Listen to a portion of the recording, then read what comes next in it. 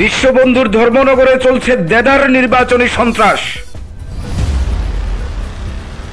বিরোধী কংগ্রেসের উপর নানাভাবে সন্ত্রাসের অভিযোগ। প্রকাশ্যে মাইক লাগিয়ে বিজেপি ছাড়া অন্য কোনো দলকে ভোট না দেওয়ার হুঁশিয়ারি। দেখুন এক্সক্লুসিভ রিপোর্ট।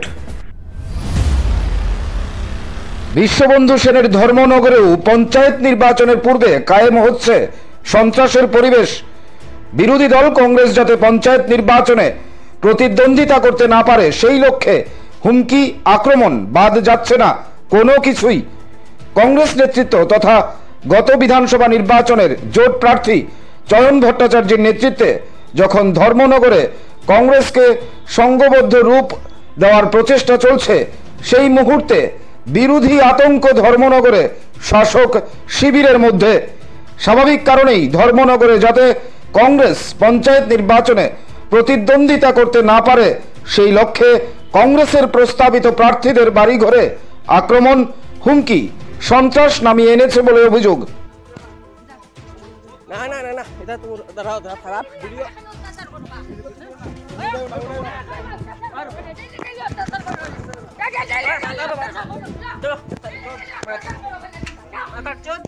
শুধু তাই নয়, ধর্মনগরে কোথাও কোথাও প্রকাশ্যে মাইকি যোগে বিজেপি ছাড়া অন্য কোনো দলকে ভোট না দেওয়ার হুমকি প্রদান করা হচ্ছে বলে অভিযোগ রয়েছে।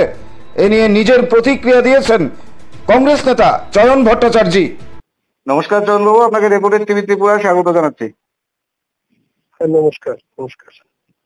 যেটা আমরা আপনাদের দলের তরফ থেকে অভিযোগ করা হচ্ছে যে ধর্মনগরে কংগ্রেসের এই নির্বাচনে, পঞ্চায়েত নির্বাচনে যাদেরকে আপনারা প্রার্থী করতে চাইছেন তাদের উপর হুমকি ধমকি বা তাদেরকে মানে বাধা দেওয়ার চেষ্টা হচ্ছে, এরকম কোনো অভিযোগ রয়েছে কি?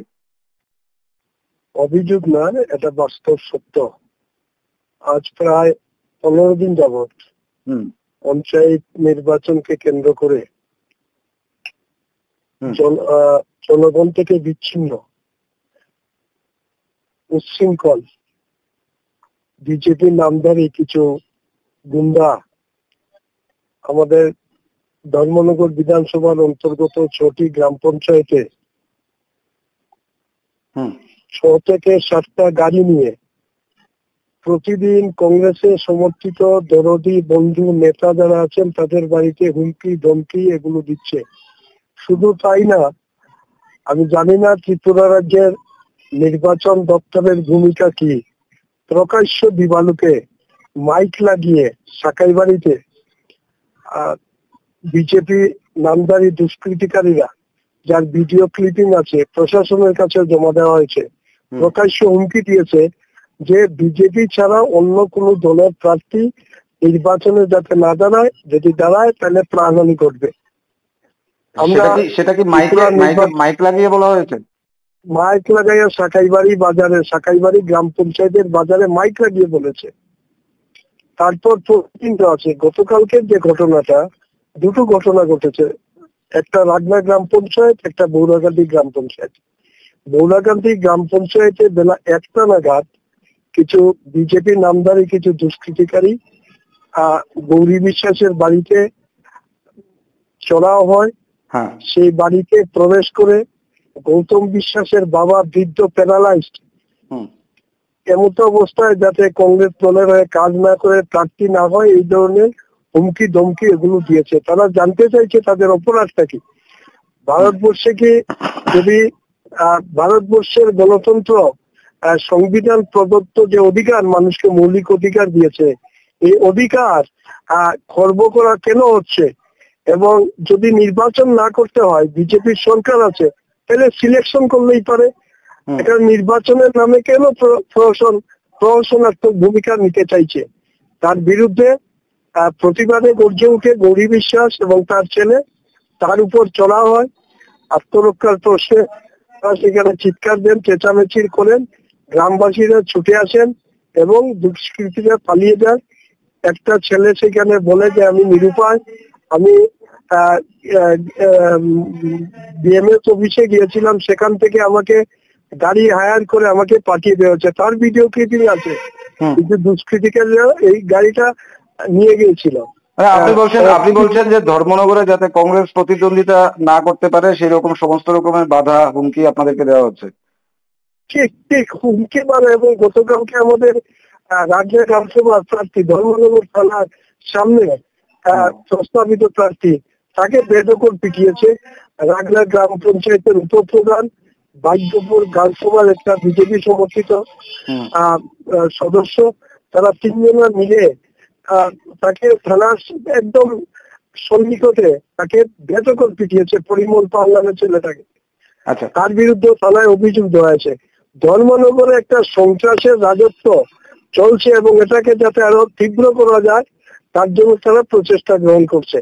আমি আপনার মাধ্যমে ত্রিপুরা রাজ্যের জনগণ, নির্বাচন কমিশনের কাছে আবেদন করব যে এটা অচিরে বন্ধ দরকার, অথবা আমাদের শান্তির শহর ধর্মনগর, এই শান্তির শহরকে শান্তির বাতাবরণকে বিঘ্নিত করার যারা অপচেষ্টা করছে তার বিরুদ্ধে জনগণ রুখে দাঁড়াবেন। আপনি বিধানসভা নির্বাচনে জোটের হয়ে প্রতিদ্বন্দ্বিতা করেছিলেন, এবারে পঞ্চায়েত নির্বাচনে আপনি যেভাবে আক্রমণ কিংবা বিজেপির তরফ থেকে এই ধরনের হুমকি আক্রমণ অভিযোগ করছেন, সেখানটায় দাঁড়িয়ে আপনার কি মনে হয় কতটা আপনারা সক্ষম হবেন এই প্রার্থী দেওয়ার ক্ষেত্রে বা এই লড়াই প্রতিদ্বন্দ্বিতা করবার ক্ষেত্রে পঞ্চায়েত নির্বাচন? আমরা সর্বাত্মক এটা সন্ত্রাসের বিরুদ্ধে কংগ্রেস, যা ভারতের জাতীয় কংগ্রেস সেখানে লড়াই করছে। আমরা সর্বোচ্চ ভাবে জীবনের শেষ রক্তবিন্দু দিয়ে হলেও আমাদের যে প্রাপ্ত গণতান্ত্রিক অধিকার সেটাকে রক্ষা করার জন্য আমরা গণতান্ত্রিক উপায়ে আমরা বলিষ্ঠ ভূমিকা গ্রহণ করব। ধন্যবাদ চয়ন বাবু আমাদেরকে সময় দেওয়ার জন্য। ধন্যবাদ। নমস্কার। সব মিলিয়ে এবার পঞ্চায়েত নির্বাচনকে কেন্দ্র করেও শান্তির শহর বলে পরিচিত ধর্মনগরে বিরাজ করছে অশান্তির বাতাবরণ। Bureau report, reporter TV Tripura. দাদা একটা বিস্কিটের প্যাকেট দিন তো। দাদা 500 ml জল দিন তো।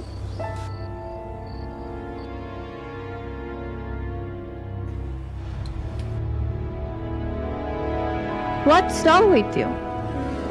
আমরা জানি রোজ 3 থেকে 4 লিটার জল খেলে শরীরের নানান রোগ দূর হয়। হ্যাঁ, তাই তো করছি। তুমি কি জানো তুমি যে জলটা খাচ্ছ সেটা পিওর কিনা?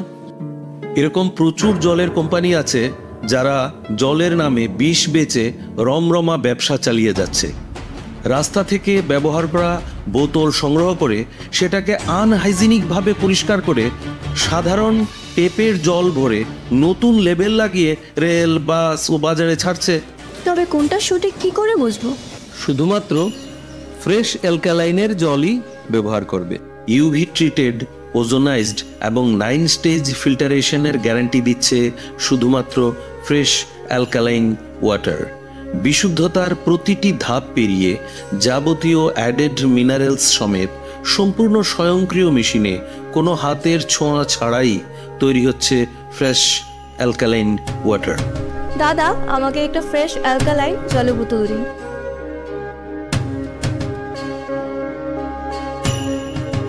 Fresh alkaline water. Drink the difference.